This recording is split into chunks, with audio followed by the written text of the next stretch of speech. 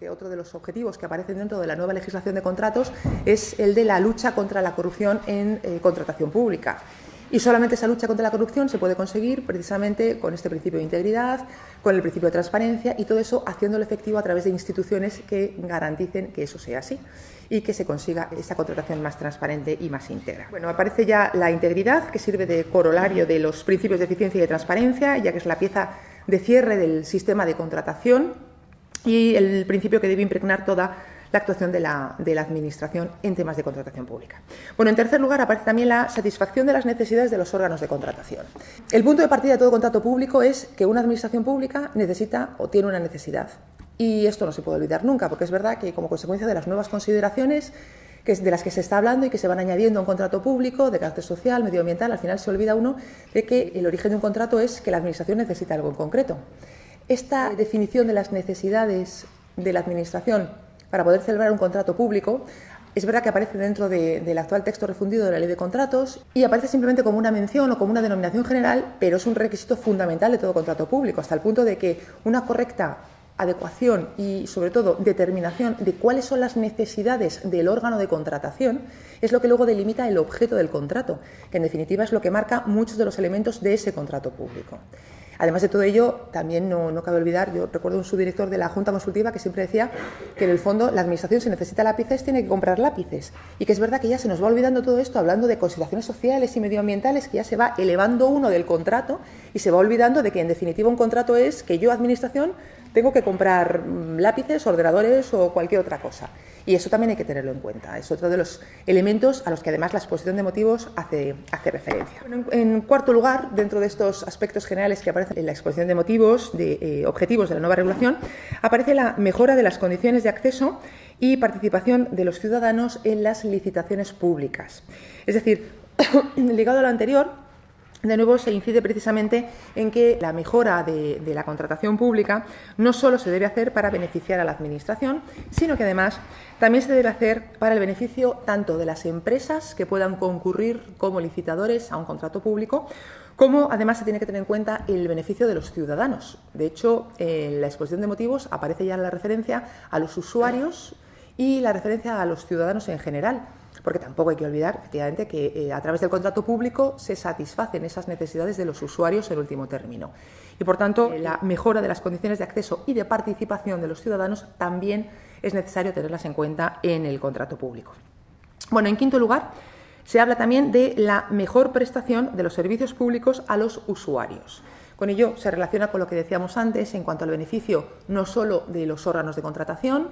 también el beneficio de los licitadores, de las empresas que concurren a un contrato siempre, y también el beneficio de los consumidores, de los usuarios finales de esos servicios o de esos bienes objeto del contrato. Este último párrafo, esta referencia a la mejor prestación de los servicios públicos a los usuarios, que aparece en el expositivo segundo de la exposición de motivos del borrador de la Ley de Contratos, lo que supone en definitiva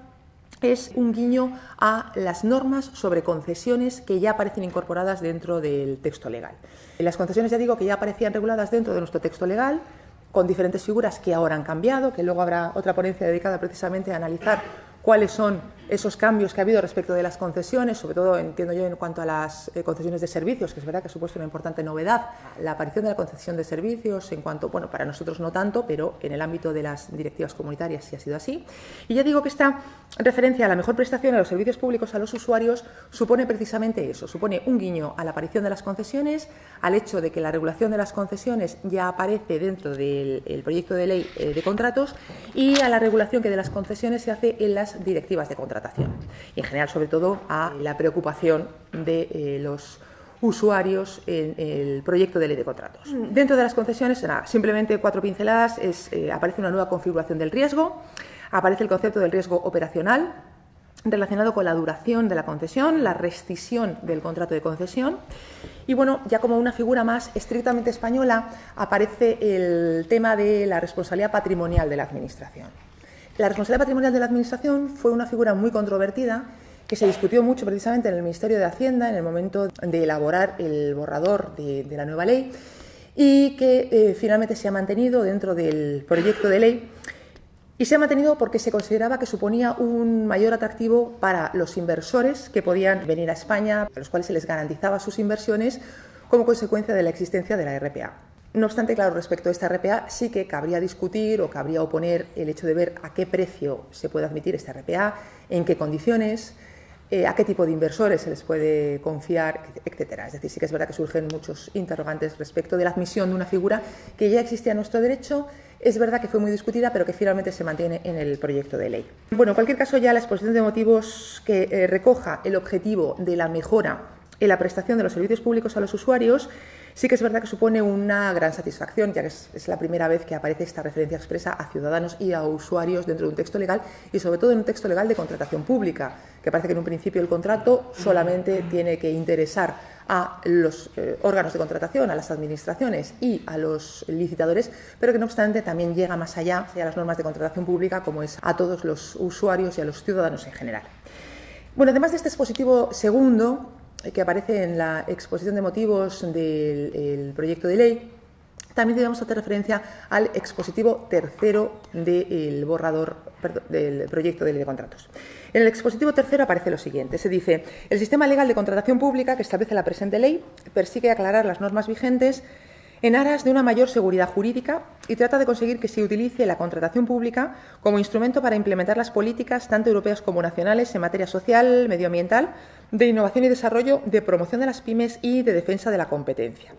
Bueno, todas estas cuestiones se consideran como verdaderos objetivos del anteproyecto, persiguiéndose en todo momento la eficiencia en el gasto público y el respeto a los principios de igualdad de trato, no discriminación, transparencia, proporcionalidad e integridad.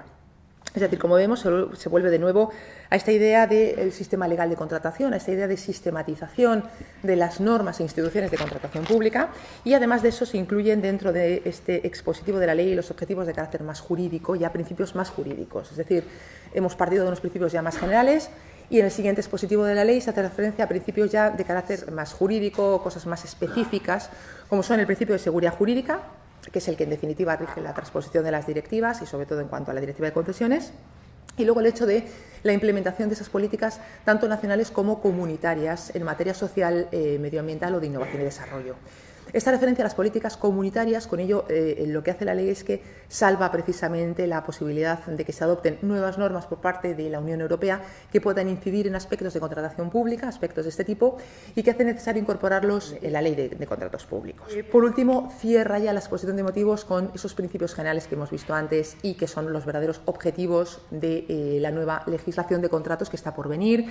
que son los principios de igualdad de trato, no discriminación, transparencia, proporcionalidad e integridad. Bueno, vamos a ver ahora entonces el más importante, que es el objetivo de integridad,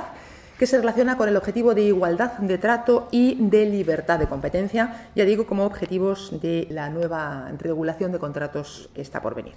Además de lo dispuesto dentro de la exposición de motivos, la enumeración de estos principios aparece dentro del artículo 1 del proyecto de ley de contratos del sector público. En el artículo 1.1, donde se hace referencia al objeto y finalidad, ya se dice precisamente que la presente ley tiene por objeto regular la contratación pública y tiene por objeto el objetivo de estabilidad presupuestaria y control del gasto, también muy importante dentro del contrato público, así como el principio de integridad, una eficiente utilización de los fondos y la salvaguarda de la libre competencia y la selección de la oferta económicamente más ventajosa. Es decir, como vemos, se relacionan aquí no solamente el principio de integridad que ya hemos comentado, que es un principio muy general y muy abstracto que es necesario transponer precisamente en el ámbito de la contratación pública y que necesariamente se tiene que relacionar con estos dos, como son el principio de libre competencia y el principio de igualdad de trato. Tradicionalmente siempre se ha considerado precisamente que la libre competencia necesariamente se encuentra relacionada con el principio de igualdad de trato, de tal forma que solamente si conseguimos que se mantengan unas condiciones iguales en el mercado y que exista esa libertad de competencia, se podrá hacer efectivo el principio de igualdad entre los licitadores que puedan concurrir a un contrato público. Bueno, aparece aquí en este precepto ya el principio de integridad como uno de los más importantes a tener en cuenta en la contratación pública, relacionándolo con el principio de eficiencia,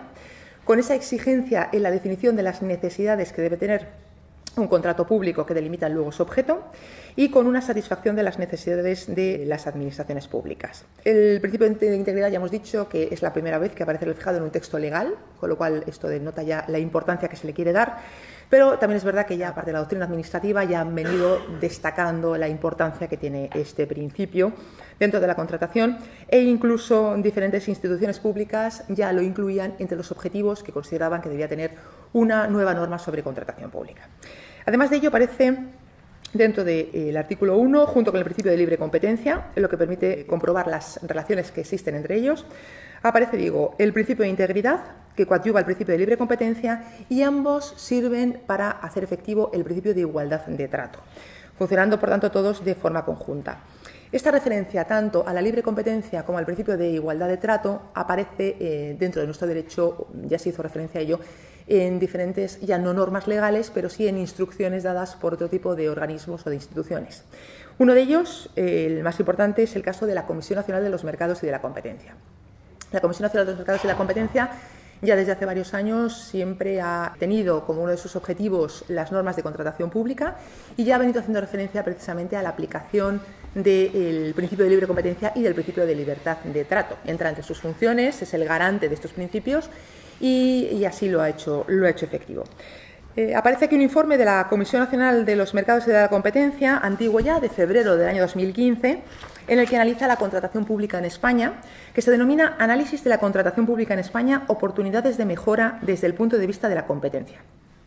En este informe se reconocen una serie de aspectos de contratación que se consideran susceptibles de ser mejorados. Precisamente uno de los resultados que aparecen en este informe es el de concretar en 47.000 millones de euros la ineficiencia en el modelo de contratación pública en España. Bueno, ya más recientemente, ahora en el año 2017, la Comisión Nacional de Mercados y Competencia ha publicado, en concreto el 18 de enero de 2017, ya digo en fecha muy reciente, ha publicado la Guía contra el Fraude en la Contratación Pública. El objetivo de esta guía es precisamente el de detectar cuáles son las anomalías o los malos funcionamientos que pueda haber en la contratación pública. Tiene por objeto, por tanto, encontrar cuáles son las manipulaciones en una licitación pública que pueden afectar a la libre competencia, para lo cual se van a utilizar dos vías de ida y vuelta. Una vía de cooperación y de colaboración establecida desde la Comisión Nacional de Mercados y Competencia y otra vía de denuncia por parte de empresas o de licitadores que pudieran tener conocimiento de alguna de estas prácticas irregulares, que consideren que pueden suponer al menos no irregularidades, pero algún tipo de disfunción que afecte a la libertad de competencia y al principio de igualdad de trato. Se informa dentro de esta guía por parte de la Comisión Nacional de Mercados y Competencia de cuáles son los posibles indicios relativos a qué conductas pueden ser constitutivas de una eventual vulneración de la competencia en el mercado. Ya digo, es una información por parte de la Comisión Nacional de Mercados y Competencia.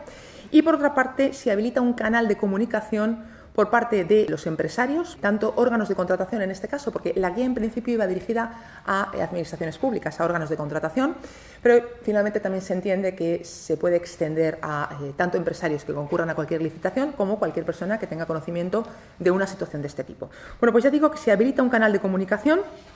para que se ponga en conocimiento de esta entidad cualquier conducta que pudiera vulnerar estos aspectos de libre competencia. Es una guía muy práctica, nada, simplemente está publicada en Internet, son solamente un par de folios y me parece muy útil porque en ellos aparece una checklist, es decir, aparecen 10 puntos que considera la Comisión Nacional de los Mercados y la Competencia que, en los supuestos en los que un órgano de contratación pudiera conocer cualquiera de esos casos, o un licitador o cualquier otra persona, puede ponerlo en conocimiento de la Comisión Nacional de Mercados y Competencia, que va a iniciar una investigación a estos efectos. Voy a enumerar cada uno de estos puntos para servir de referencia, porque me parecen interesantes y creo que pueden ser muy útiles de cara a un contrato público y sobre todo van a hacer efectivo ese principio de libertad de competencia y de igualdad de trato.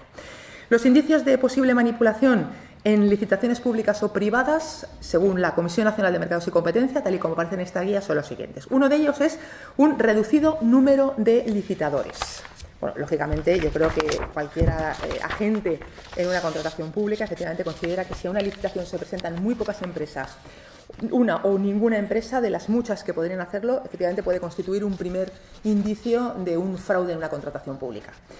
El segundo son las ofertas incoherentes de un mismo licitador. Es decir, cuando una misma empresa licitadora presenta ofertas con diferencias sustanciales y no justificadas en base a algún tipo de condiciones técnicas. En tercer lugar, las similitudes sospechosas en las ofertas presentadas. En cuarto lugar, las sospechas de boicot, es decir, en el caso de que los licitadores habituales se abstienen de presentar una oferta con vistas a lograr una modificación de las condiciones en las que se va a producir esa licitación. En quinto lugar, también aparece como otro indicio las ofertas no competitivas. Esto es algo que en algunas ocasiones hemos visto, es decir, las ofertas falsas o las ofertas de acompañamiento que se pueden producir, que claramente no pretenden ser adjudicatarias y que para ello se sirven de algunos incumplimientos de las condiciones establecidas en los pliegos que pueden inducir precisamente a una cierta sospecha sobre ese tipo de ofertas. En sexto lugar, aparecen los patrones de comportamiento sospechoso entre las empresas licitadoras. Para ello da la Comisión de Mercados y Competencia diferentes ejemplos y en concreto se refiere a una misma empresa, resulta siempre adjudicataria del mismo contrato, de los mismos lotes, del contrato de los mismos territorios, etc. En séptimo lugar, otro indicio, según la Comisión de Mercados y Competencia, es la subcontratación no justificada entre empresas licitadoras, es decir, la subcontratación por la adjudicataria a una tercera empresa participante en el contrato podría ser considerado como un indicio. En octavo lugar, aparecen las ofertas presentadas por las mismas personas físicas, es decir, si las ofertas son presentadas por la misma persona física o jurídica en nombre de varias empresas licitadoras sin relación entre ellas. En noveno lugar aparecen las ofertas económicas de idéntica redacción, formato o errores, es decir, que se utilicen los mismos formatos, expresiones o los errores respecto de las ofertas presentadas. Y por último, las UTEs entre licitadores sin justificación aparente, es decir, el empleo precisamente de la UTE creada por varias empresas que pueden competir individualmente sin una aparente justificación. Ya digo que son simplemente indicios, lógicamente no conllevan ningún otro tipo de afirmación o de asertividad, pero es verdad que son indicios que pueden constituir una prueba de esa aparente manipulación en una licitación pública y que la Comisión Nacional de Mercados y Competencia considera que se les puede informar sobre este punto. Precisamente como pieza de cierre de las relaciones entre estos principios que hemos comentado y el papel predominante que asume la Comisión de Mercados y Competencia, aparece el artículo 132 del proyecto de ley. El artículo 132 se dice lo siguiente, dice: los órganos de contratación darán a los licitadores y candidatos un tratamiento igualitario y no discriminatorio y ajustarán su actuación a los principios de transparencia y proporcionalidad. La contratación no será concebida con la intención de eludir los requisitos de publicidad o los relativos al procedimiento de adjudicación que corresponda, ni de restringir artificialmente la competencia, bien favoreciendo o perjudicando indebidamente a determinados empresarios. Y por último, en su párrafo tercero, establece la obligación impuesta a los órganos de contratación de velar en todo el procedimiento de adjudicación de un contrato por la salvaguarda de la libre competencia, con lo cual ahí de nuevo se vuelve a hacer referencia a esa importancia que tiene la libre competencia en un contrato público. Y se establece que tanto los órganos de contratación como la Junta Consultiva de Contratación Pública del Estado, o en su caso los órganos autonómicos equivalentes, así como los órganos encargados de resolver el recurso especial, con lo cual esta obligación se extiende ya no solamente a los órganos de contratación, sino a órganos consultivos y además a órganos, en este caso los órganos que resuelven el recurso especial de contratación, señala que notificarán a la Comisión Nacional de los Mercados y de la Competencia o a las autoridades autonómicas de competencia cualesquiera hechos de los que tengan conocimiento en el ejercicio de sus funciones que puedan constituir infracción a la legislación de la defensa de la competencia. Es decir, como vemos, se elevan las funciones que corresponden a la Comisión Nacional de Competencia, se incide en la importancia que tienen este tipo de normas y se extiende el deber de comunicar cualquier vulneración de este tipo de normas órganos de contratación, órganos consultivos e incluso órganos cuasi jurisdiccionales como son los que resuelven el recurso especial en materia de contratación. Y además destaca estas funciones que corresponden a la Comisión de Mercados y Competencia. Por eso ya digo que es importante esta guía, es una guía muy sencillita, pero es importante porque entiendo que puede ayudar mucho a los órganos de contratación en el momento en el que se encuentren en un contrato en concreto a ver qué indicios pueden tener en cuenta para resolver si existe algún tipo de eventual infracción del principio de libre competencia. No podemos tampoco pasar por alto que este artículo, el artículo 132 del proyecto de ley, se marca dentro de la regulación de la adjudicación de los contratos de una entidad pública. Es decir, esto nos lleva a la idea de que el aspecto más importante en una licitación pública, precisamente, es el aspecto de la adjudicación del contrato. Por ello, después de hacer una enumeración de principios en el artículo 1, se hace hincapié de nuevo en el artículo 132 de estos principios generales. También debemos referirnos aquí a otros órganos que inciden en esta materia, como son el Tribunal de Cuentas Español y el Tribunal de Cuentas Europeo.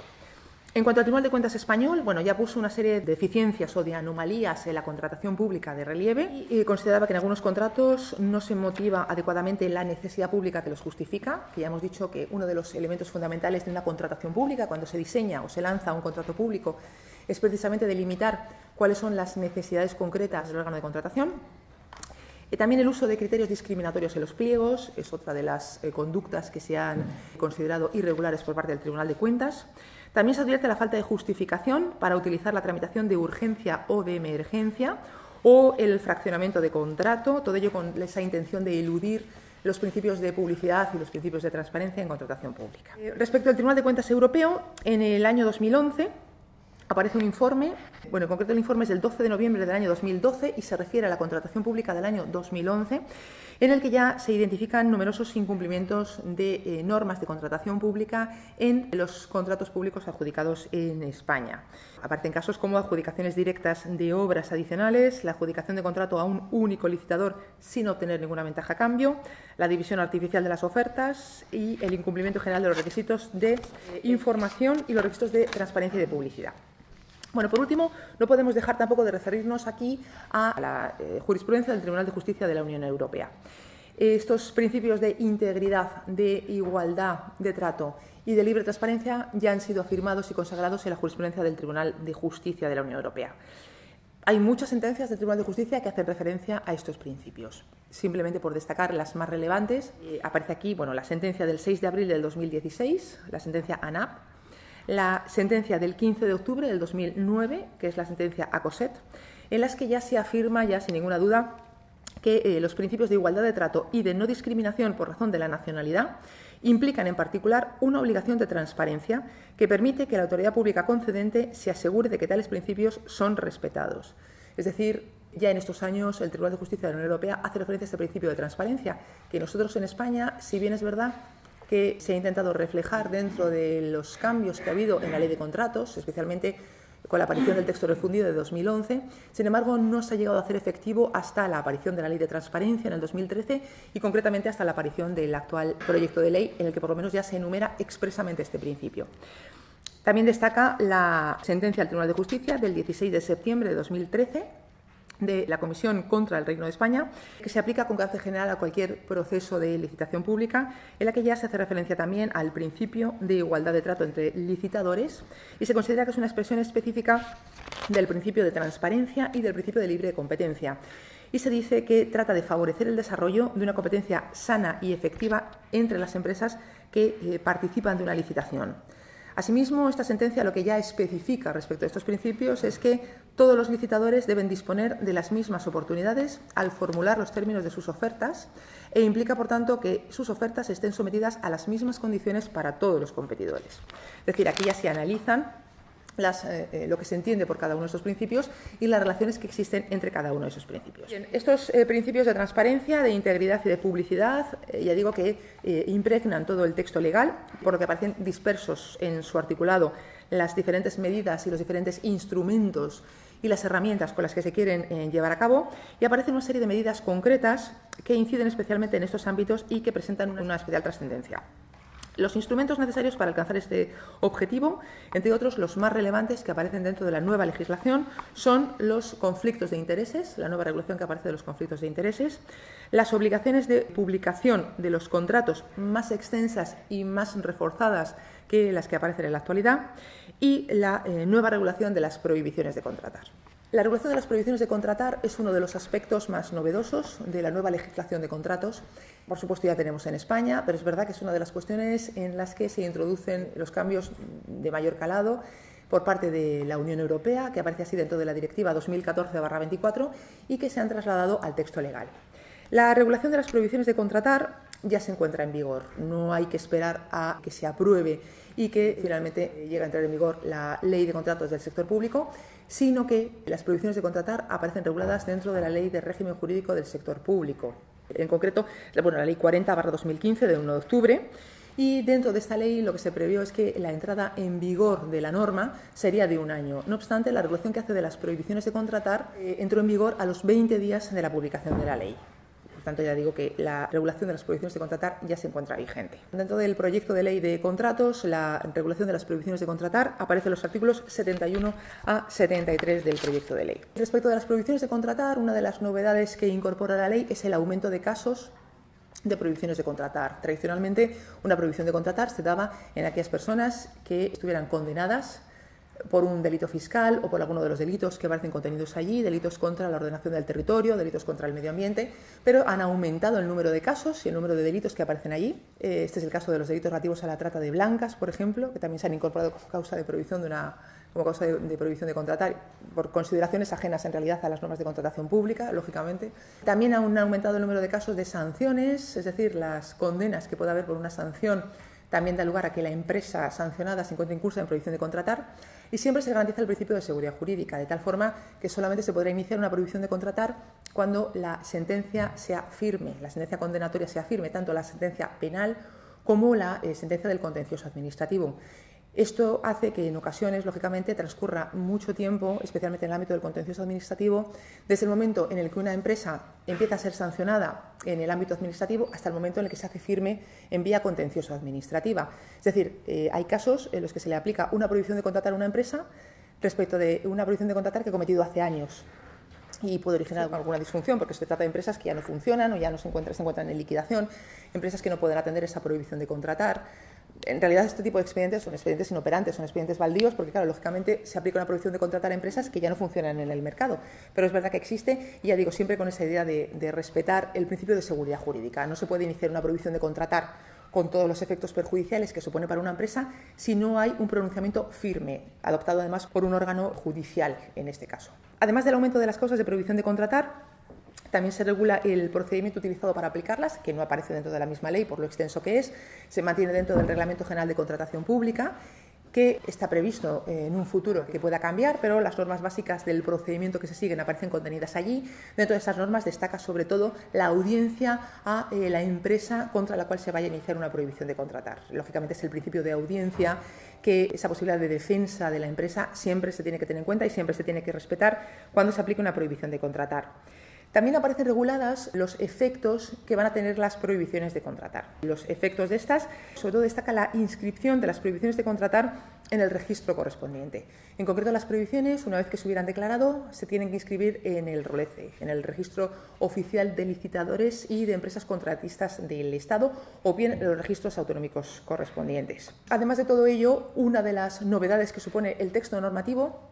que además encaja con todas las medidas de clemencia que se están impulsando más desde la Unión Europea y que incluso la Comisión de Mercados y Competencia también lleva tiempo utilizando, son lo que se conoce como las medidas de autocorrección o las medidas de compliance. Estas medidas de autocorrección son las medidas de clemencia o medidas de autocumplimiento. Aparecen en la Directiva 2014/24. En concreto, en el artículo 57.6 es donde aparecen este tipo de medidas y que no se introdujeron en el borrador del anteproyecto de ley, pero que sí aparecen ya dentro del proyecto de ley de contratos públicos. Ya digo que constituyen una importante novedad. Es la primera vez que se permite introducir estas medidas de autocorrección o de clemencia a las empresas que estén incursas en causas de prohibición de contratar. Vienen de la Directiva 2014/24. La Directiva 2014/24 lo que hacía es que permitía que no se iniciara un procedimiento de prohibición de contratar, o que se hubiera iniciado el procedimiento pero que no se aplique la prohibición de contratar a todas aquellas empresas que acrediten que han cumplido con la sanción que se les haya impuesto. Es decir, una empresa que acredite que ha cumplido, en el caso de que se trate de una sentencia penal, acredite que ha cumplido con la responsabilidad tanto penal como sobre todo la responsabilidad civil derivada de esa condena que se haya impuesto, es decir, el pago de la multa, el pago de las responsabilidades a que tenga lugar, etcétera, cuando acredite que ha tenido lugar esta situación, o bien cuando se trate de una sanción administrativa, si la empresa está incursa en la causa de prohibición de contratar y acredita que ha cumplido con esa sanción, que ha pagado o que ha adoptado las medidas necesarias para ello, entonces no se le aplica la prohibición de contratar. Respecto a esta posibilidad de las medidas de autocorrección, se planteaba la duda de quién podía declarar eso, quién podía declarar que yo no aplico una prohibición de contratar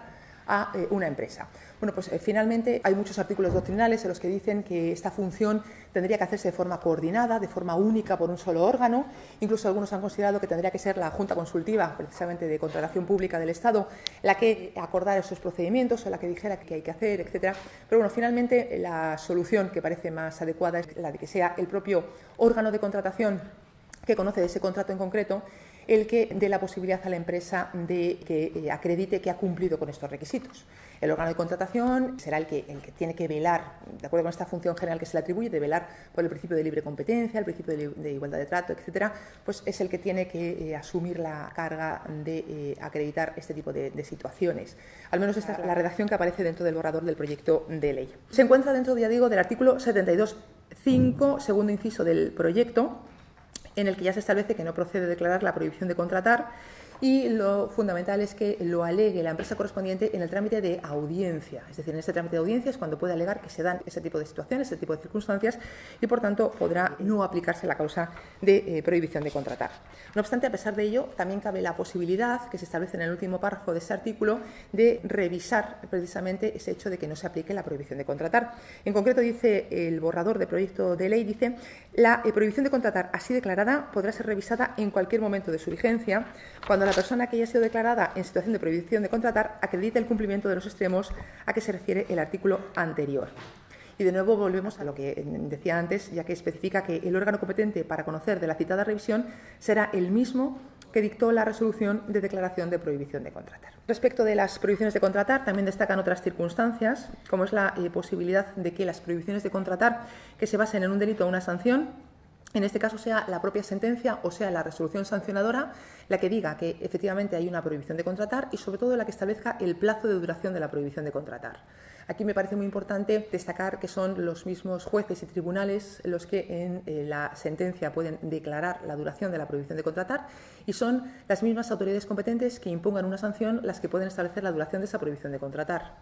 En el caso de que no lo hagan, se inicia el correspondiente procedimiento. Y en este caso este procedimiento es el que se establece reglamentariamente, que supone, ya digo, el cumplimiento de estos trámites de audiencia, etcétera, que aparecen previstos dentro de la actualidad del Reglamento General de Contratación. Además de las prohibiciones de contratar y siguiendo con los diferentes instrumentos y las herramientas para hacer efectivos los objetivos de la nueva regulación, también destaca la nueva regulación de los conflictos de intereses. Los conflictos de intereses se regulan dentro del artículo 64 del proyecto de ley, donde se establecen las medidas de lucha contra la corrupción y la prevención de los conflictos de interés. Bueno, en el artículo 64 se recoge el deber que se impone a los órganos de contratación de tomar las medidas adecuadas para luchar contra el fraude, el favoritismo y la corrupción.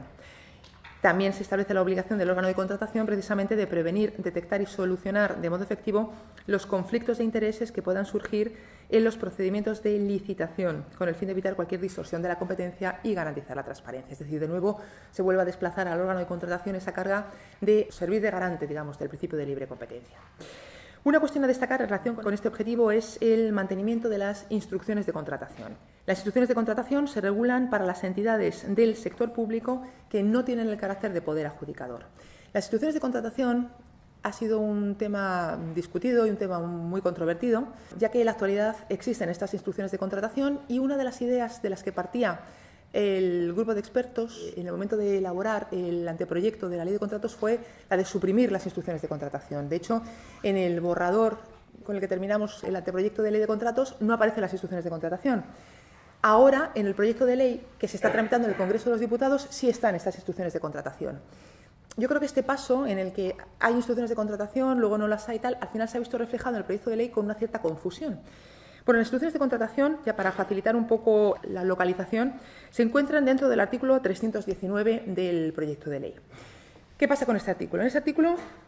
comienza diciendo que se mantienen las instrucciones de contratación y se mantienen para entidades que no sean poder adjudicador, es decir, entidades del sector público que sean no poder adjudicador. En este artículo se dice que los órganos competentes de estas entidades aprobarán unas instrucciones en las que regulen los procedimientos de contratación de forma que quede garantizada la efectividad de los principios de publicidad, concurrencia, transparencia, confidencialidad, igualdad de trato y no discriminación, así como que los contratos se adjudiquen a quienes presenten la oferta económicamente más ventajosa. También se establece la publicidad de las instrucciones de contratación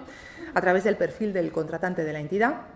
Y luego, en el ámbito del sector público estatal, se requiere un informe previo del órgano al que corresponda el asesoramiento jurídico de esta entidad. Bueno, la crítica que se formula a las instrucciones de contratación se intenta salvar en este precepto con esa referencia expresa que se hace a los principios de publicidad, concurrencia, transparencia, confidencialidad, igualdad y no discriminación. Pero después de establecer la obligación de utilizar este tipo de instrucciones de contratación, en el segundo párrafo de este artículo, en el artículo 319.2,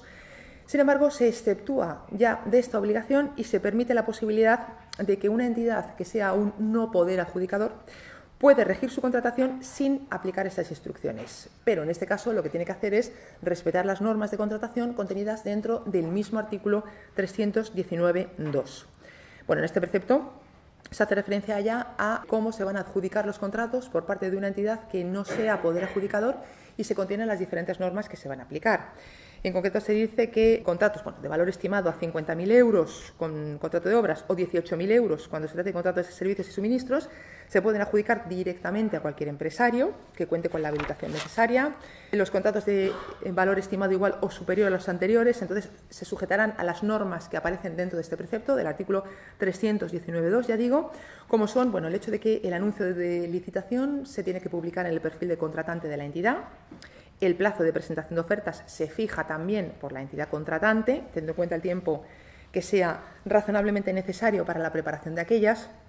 Y luego también se establece que la adjudicación del contrato deberá recaer en la oferta económicamente más ventajosa. Por último, se prevé que la selección del contratista, que deberá motivarse en todo caso, debe publicarse en el perfil del contratante de la entidad. Bueno, el resultado de esta regulación es que establece un régimen más flexible para este tipo de entidades, pero con una cierta confusión, por cuanto permite la opción entre uno y otro régimen, pero tampoco ha quedado clara la situación, porque por un lado la establece de forma obligatoria, pero luego, sin embargo, permite la opción a este tipo de entidades para poder hacer uso de las instrucciones de contratación. En cualquier caso, ya digo que respetando los principios generales que aparecen en el artículo 319 primero y luego respetando las normas básicas que aparecen en el 319.2 del proyecto de ley de contratos. Otro instrumento más a destacar en este apartado relativo al objetivo de integridad en la contratación pública, el principio de libre competencia, el principio de igualdad de trato, es una de las cuestiones también controvertidas dentro del proyecto de ley y sobre el que se han planteado dudas en cuanto a su aparición y desaparición, igual que las instrucciones de contratación, como es el caso precisamente que comentamos antes del procedimiento negociado sin publicidad por razón de la cuantía. Aquí se plantearon muchas dudas sobre si se mantendría o no se mantendría. En el borrador anteproyecto se suprimió el procedimiento negociado por razón de la cuantía, se suprimió y esta supresión se mantiene en el actual proyecto de ley. Es verdad que el procedimiento negociado por razón de la cuantía sin publicidad levantaba muchas suspicacias, levantaba muchas dudas, tanto por parte de la Comisión Europea como el Tribunal de Cuentas, y finalmente la opción ha sido la de suprimirlo. ¿Cuál es el problema? O por lo menos lo que la doctrina siempre ha planteado la duda sobre la supresión de este principio, que les parece bien. Yo he leído a algunos autores que les parece bien la supresión, pero sin embargo sí que tienen dudas porque se mantiene el contrato menor. Entonces, claro, ¿hasta qué punto vale la pena quitar vale la pena, por supuesto, pero ¿hasta qué punto se quita el procedimiento negociado sin publicidad por razón de la cuantía, pero se mantiene el contrato menor, con todas las suspicacias que levanta el contrato menor, etcétera? Pero bueno, es verdad que el contrato menor se mantiene. En fin, hasta ahora se ha hecho un empleo excesivo de la figura del contrato menor y se mantiene dentro de la ley. Por tanto, no sé si será un tema de práctica, quizá administrativa, y del adecuado control, especialmente en temas de fraccionamiento del objeto del contrato, cosas de este tipo, adoptar medidas necesarias para evitar ese uso abusivo del contrato menor que se mantiene dentro del proyecto de ley. También se puede considerar incluido aquí solamente voy a hacer una referencia, porque además va a ser objeto de otras ponencias, pero sí que es verdad que se mantiene aquí el recurso especial en materia de contratación pública. Al recurso especial en materia de contratación pública se le ha dado un impulso dentro de la ley. Se regula en los artículos 44 y siguientes del proyecto de ley y se le ha dado un impulso porque se amplía el ámbito de aplicación del recurso especial, ya que se utiliza para todo tipo de contratos, para contratos de obras, contratos de suministro, contratos de servicios, se amplía este contrato y se amplía además respecto de muchas actuaciones, ya que se utiliza no solo para la adjudicación del contrato, sino que también se puede interponer un recurso especial contra acuerdos de modificación de contrato, también se puede utilizar contra los contratos basados en un acuerdo marco y además una novedad de la ley que es la de que también se puede utilizar contra los encargos contra medios propios, cosa que efectivamente es uno de los problemas con los que nos encontramos en la Administración, al menos en la Administración del Estado, y a través de esta vía del recurso especial o esta posibilidad que ampara el proyecto de ley, bueno, pues vamos a ver cómo se articula en la práctica la posibilidad de un recurso especial en estos casos de encargos a medios propios que pueden levantar a lo mejor algún tipo de suspicacia. ¿Cuál es la crítica que se le ha formulado a la ampliación del nuevo recurso especial en materia de contratación? Ya digo que no me quiero extender mucho, pero sí que me parece interesante hacer una breve referencia a este tema. Es el hecho de que se mantiene el recurso especial solo respecto de contratos no SARA. Solamente respecto de contratos sujetos a regulación armonizada se mantiene el recurso especial, no se da respecto de los contratos no SARA.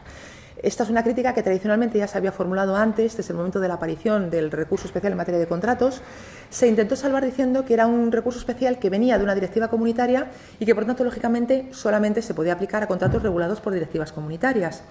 En la actualidad se mantiene la misma idea dentro del actual proyecto de ley y, como vemos, es una de las críticas más importantes que se le está formulando. Me consta que han llegado enmiendas al Congreso en relación con esta posibilidad, a ver si se puede ampliar también a otro tipo de contratos, que sean no solamente los contratos SARA, sino otros de menor importe. Pero bueno, ya veremos en qué situación queda finalmente después de los debates en el Congreso. Otro objetivo de la nueva ley es el objetivo de publicidad y transparencia,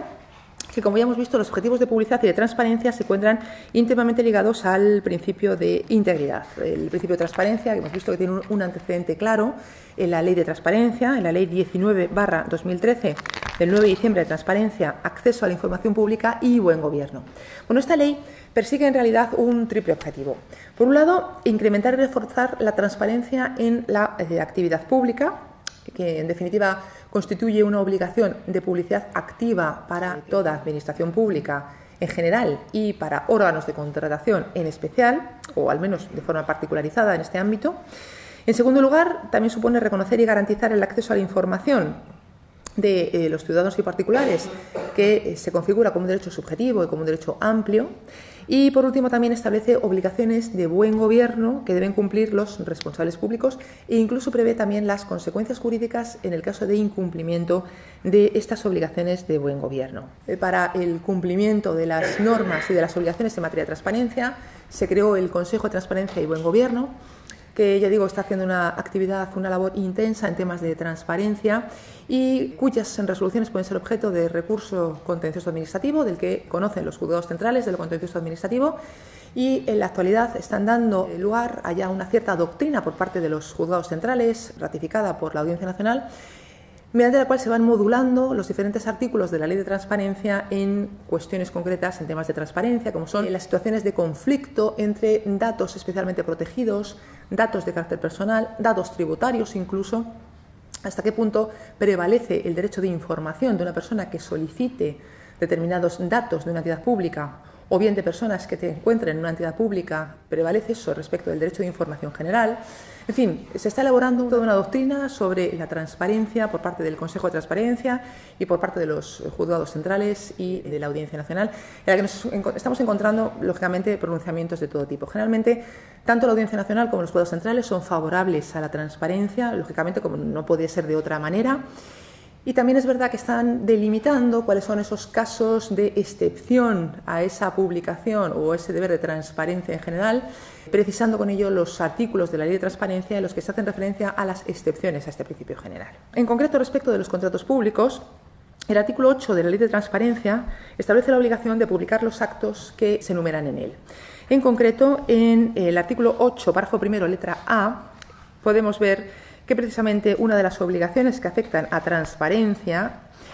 y que por tanto se deben hacer públicas es las primeras que se indican a continuación, y lo primero de ellos hace referencia a los contratos públicos. En concreto, en este artículo se dice que todos los sujetos incluidos en el ámbito de aplicación deberán hacer pública la información que se indica a continuación. En primer lugar, todos los contratos. Respecto a todos los contratos se hace referencia a la indicación del objeto, duración, importe de licitación y de adjudicación, el procedimiento, participantes, etc. Ya digo que es el artículo 8.1a de la Ley de Transparencia. Respecto a cuáles son esos objetivos para poder hacer públicos los contratos, finalmente en el proyecto de ley